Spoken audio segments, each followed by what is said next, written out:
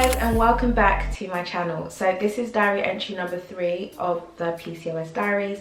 If you haven't watched entries 1 or 2, I will leave the links for both in the video, or I will leave the links down below so that you guys can have a look if you are yet to watch them both. This video is coming a bit late because I didn't want to throw PCOS videos at you guys. So I initially wanted to space them out bi-weekly, but that bi-weekly changed to 3 weeks or more at this rate.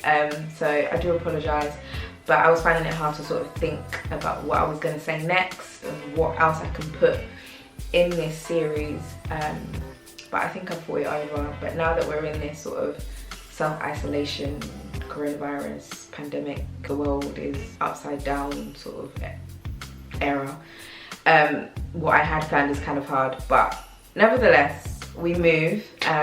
So yeah, this is diary entry number 3. This is going to be just a quick update into me, my life, and with PCOS basically, and periods mainly, because it's been already, I say already, but this year has gone so slow. We've literally just entered into April. It's April the 1st. But it's like literally the past 3 months have dragged. So much has happened from January 1st to March 31st. It's been absolutely insane. I don't think this is a year that any of us will ever forget, like ever. But we thank God. I said in my first video, if y'all were paying attention, I said in my first video that last year I got 10 out of 12 periods. And when I say that, that means I got, I know it's pretty self-explanatory, no, but I'm gonna explain it anyway. But basically last year I got a period a month, but I only saw my period 10 times out of the 12 times I'm supposed to see it basically. So that was good, that was great. It's the most I've ever seen it since I stopped my period in year 9. However, this year I put it out there that I would like to see 12 out of 12 periods this year, as that would be a great shift in the way my body is moving and would be a great shift in the whole PCOS spectrum of my life and the symptoms that I deal with. So this year we've had 3 months, and I'm not gonna lie to you, we've gotten off to a very great start. So I saw my period in January. On what day, I have no clue. I absolutely have no idea, right? And with the condition that I have, I should really be writing down the days that I do get my period, so that when it does come, so whenever it comes the next time, if there is a pattern, I'd be able to spot it, for 1. 2, I'd be able to stay on top of it, and 3, just so I know. Yeah, I didn't do that, unfortunately. So it did come in January. Yay! Maybe I can answer that.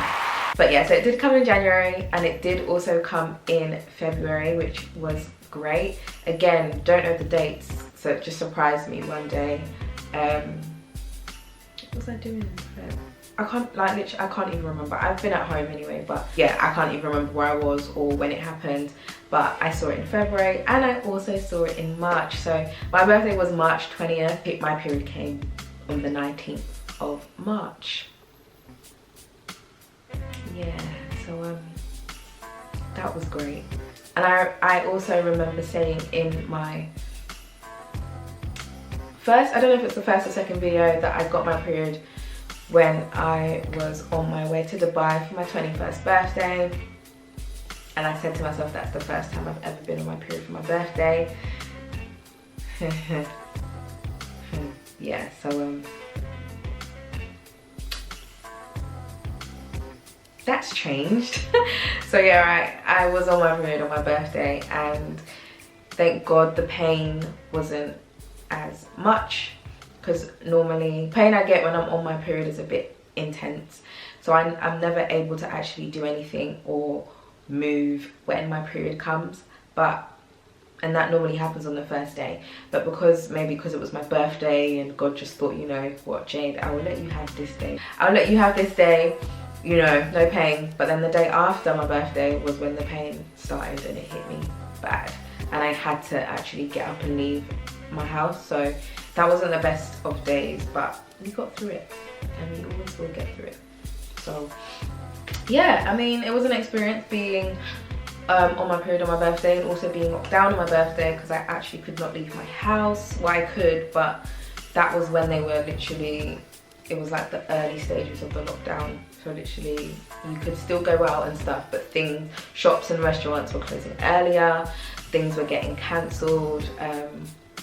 So it was like planning anything for my birthday was void, and meeting up with anybody again was just void as well. I did have my cousins come over, which was great, like the best present ever, and I had a friend visit on the weekend as well, so it wasn't all that bad.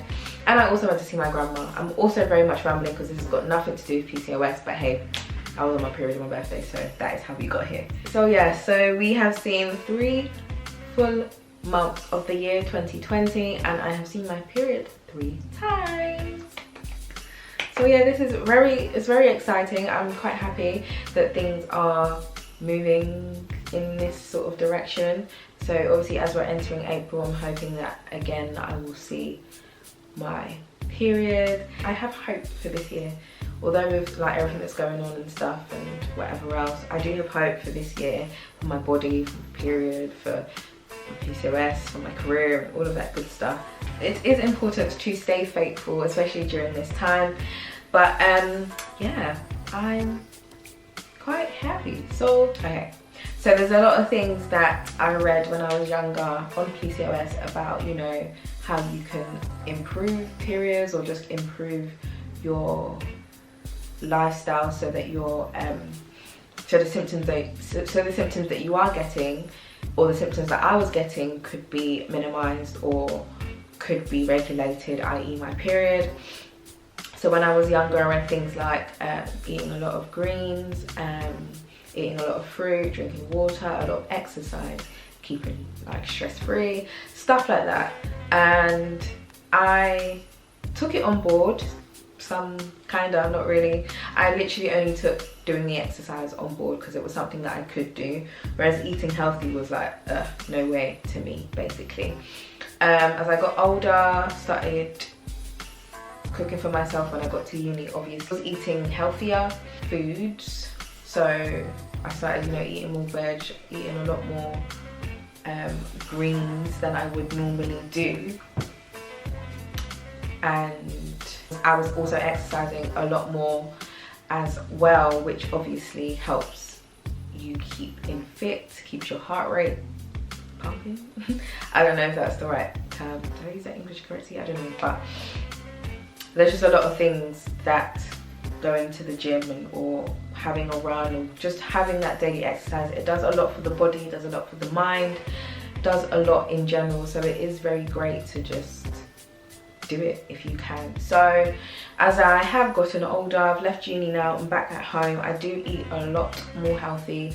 I stopped eating dairy when I was in uni, so that is something that if you can cut out, do cut it out. It ain't good for you anyway. Nobody's drinking cow's milk anymore, please stop. So there are great alternatives out there. You've got almond milk, oat milk, rice milk, goat milk. You've got a whole load of milks. You don't have to drink cow milk, you just don't have to. Simple as that.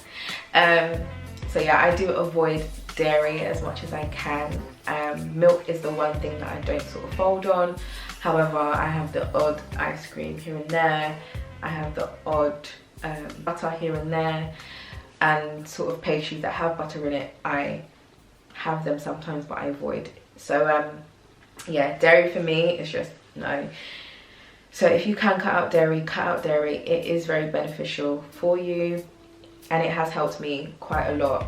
I don't know if it's been a sole reason or one of the reasons as to why my period is being a bit more behaved.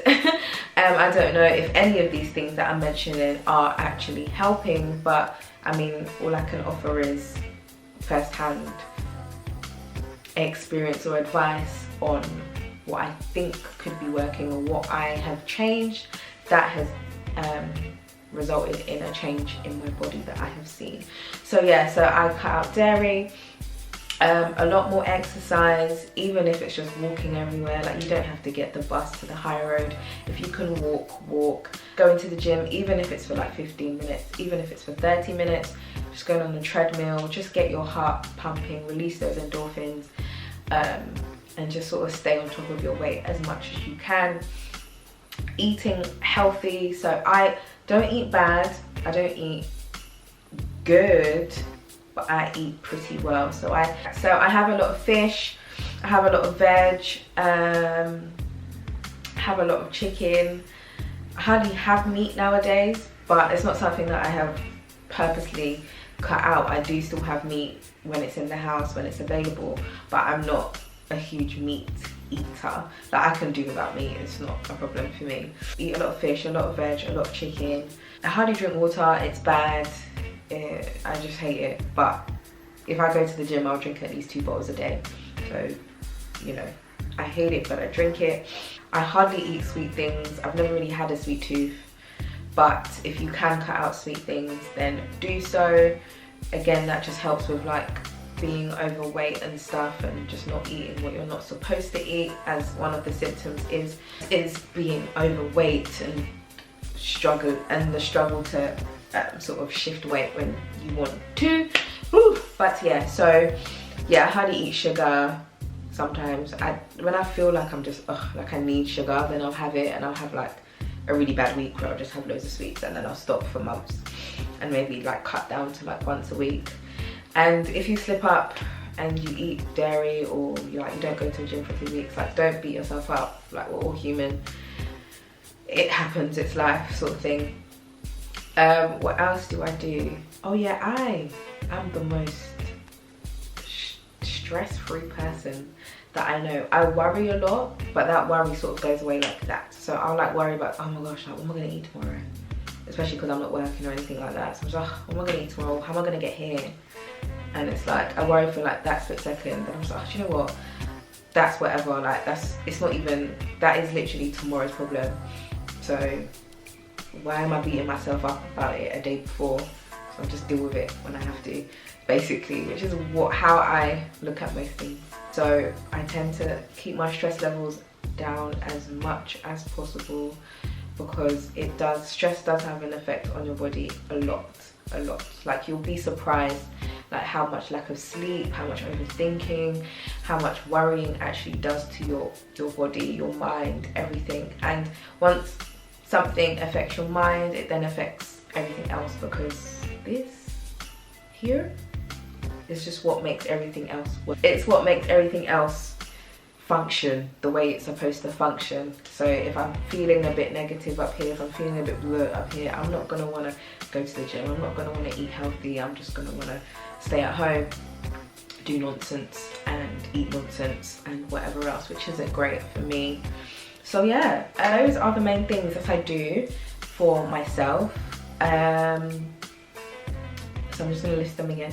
So no dairy, eating well, so I eat a lot of fish, a lot of chicken, a lot of veg. I don't eat fruit because I'm allergic to fruit, but if you can eat fruit, eat fruit. A lot of water, exercise, cutting down on sweets. So obviously with fruits and stuff, if you want to have them in like a smoothie form, do so. I would do that if I could eat fruit. I miss fruit so much, but I can't eat it. It just makes me feel sick. That's with some vegetables as well, because of my IBS. My stomach can't digest certain things. So if I eat broccoli now, well, I will be on that toilet. So I avoid broccoli, because yeah, I don't want that. And because it is a source of fiber, it does that to you. We're hoping that this month of April I will see my period again, and hopefully if you guys factor in, that's another thing I said also, being stress-free. Okay, stress-free. Keep your stress levels low, okay? Low. Don't let any man, anything, any woman stress you at all. Like, just just have a balance in your life and keep everything at one steady pace, at one steady line. There are a lot of things online in terms of like PCOS diets, and I think sort of low carb diets come under that, and keto diets, but those are targeted for PCOS women who are a bit on the overweight side. So yeah, so there's a lot of research, a lot of information out there online. So do your research, gain as much information as you can, and find out what works for you, find out what works for me, and that is what I'm sticking to basically. Another mini update as well is that my hormones are raging right now. So like I mentioned, my chin is my problem area, and I keep getting a lot of spots and scars and ingrown hairs along this region, and it's now leaving me with textured skin. Absolutely hate it. I look in the mirror and I'm just like, ugh, like the scar's insane. Like I can't actually look at my skin anymore and think, oh wow, like I'm actually proud of where it's come. It's just pants. Like thinking about it, it just gets me very annoyed and angry and emotional. But hey, that is just a mini update for you guys, because there's not much I can do about that at this present moment of time. I can use just all the skincare that I have, I suppose, and hope that it works. But I think I need something stronger, like maybe something chemical, a chemical peel or a skin peel or something like that. But for now, I'm just going to firm it because what more is there to do? But yeah, so this is the end of diary entry number 3.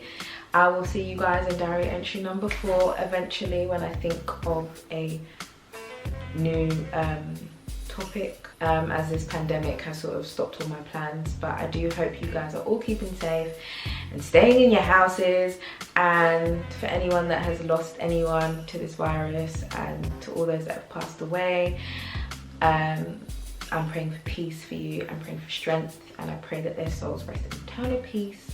And yeah man, everyone stay safe, and I'll see you guys in my next video. Bye!